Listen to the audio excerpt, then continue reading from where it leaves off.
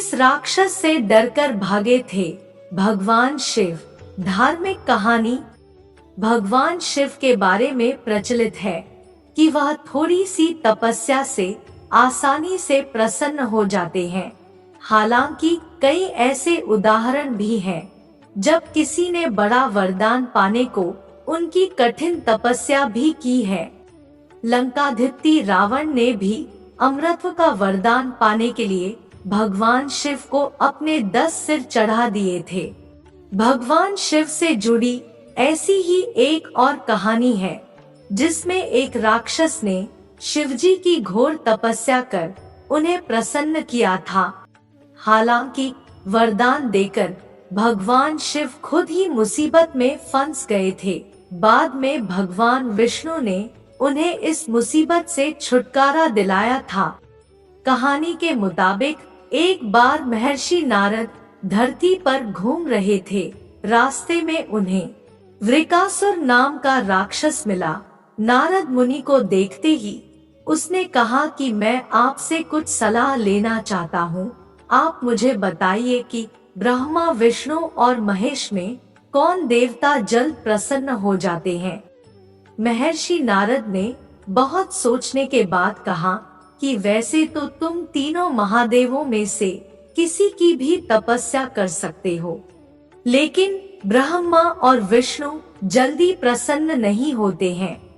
उनके लिए बहुत वर्षों तक कठिन तपस्या करनी पड़ती है।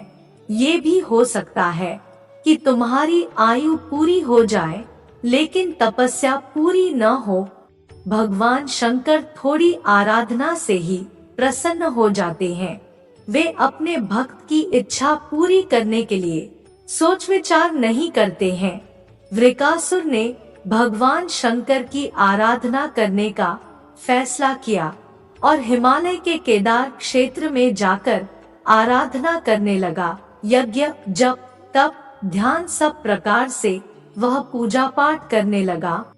कुछ दिनों के बाद उसने सोचा कि मैं शरीर और प्राण को ही भगवान शिव को अर्पित कर दूंगा। ऐसा सोचकर वह अपने शरीर का मांस काट काट कर यज्ञ कुंड में डालने लगा, लेकिन भगवान शिव प्रसन्न नहीं हुए। परेशान होकर एक दिन उसने अपना शीश काटकर भगवान शिव को अर्पित करने का फैसला किया। स्नान ध्यान कर जैसे ही उसने खड्ग उठाकर अपना शीश काटना चाहा कि भगवान शंकर प्रकट होकर बोले, बस करो, तुम्हारी तपस्या पूरी हुई, मैं तुम पर प्रसन्न हूँ, वर मांगो।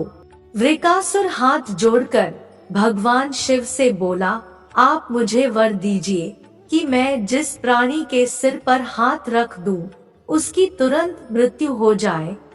शिवजी वृकासुर की यह मांग सुनकर चिंता में पड़ गए, लेकिन वरदान नहीं देने पर देव मर्यादा का उल्लंघन हो रहा था। शिवजी वृकासुर से बोले कि तुम्हारी तपस्या व्यर्थ नहीं जाएगी।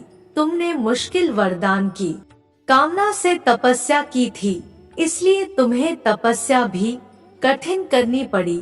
जाओ, जैसा वर चाहते हो वैसा ही मिलेगा। वरदान पाते ही वृकासुर की आसुरी वृत्ति जाग गई। उसने कहा कि प्रभु, आपका यह वरदान सत्य है या नहीं, इसकी परीक्षा लेना चाहता हूँ। इसलिए पहले आपके सिर पर ही हाथ रखकर देखता हूँ कि इस वर में कितनी सत्यता है। भगवान शंकर ने सोचा कि यह राक्षस कुछ नहीं सुनेगा।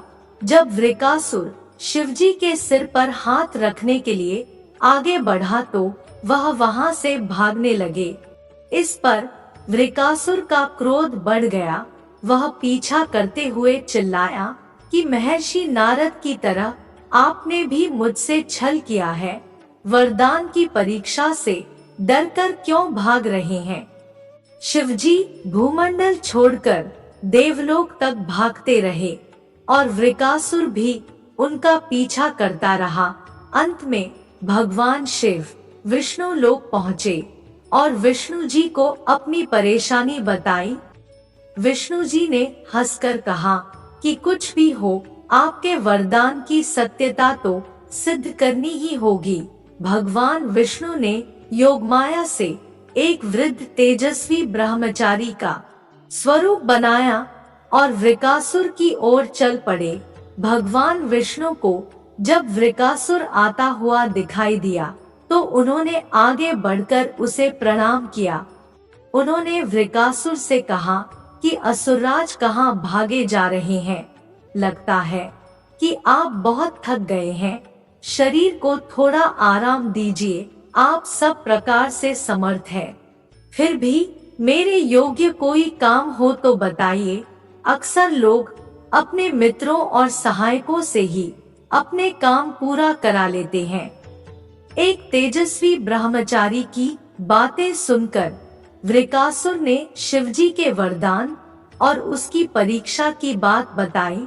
इस पर ब्रह्मचारी हंसा और कहा कि तुम किसके वरदान की परीक्षा लेना चाहते हो? शिवजी का तो अपना कोई घर ही नहीं है, वह खुद भूतों प्रेतों के साथ घूमते रहते हैं।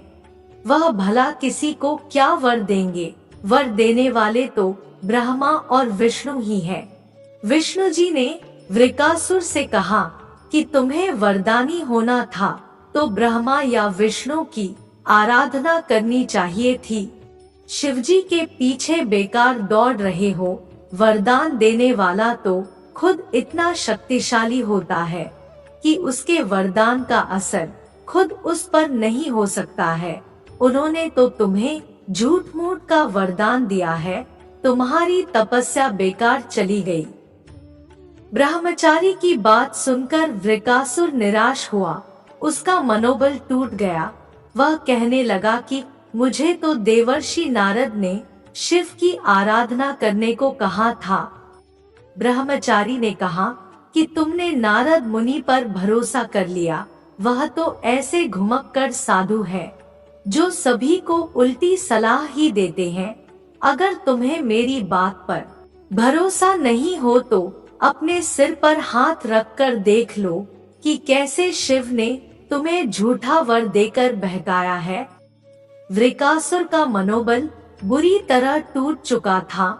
उसे ब्रह्मचारी की बात पर भरोसा हो गया कि शिवजी ने भी उसके साथ छल कर झूठा वरदान दिया है। उसका विवेक नष्ट हो गया।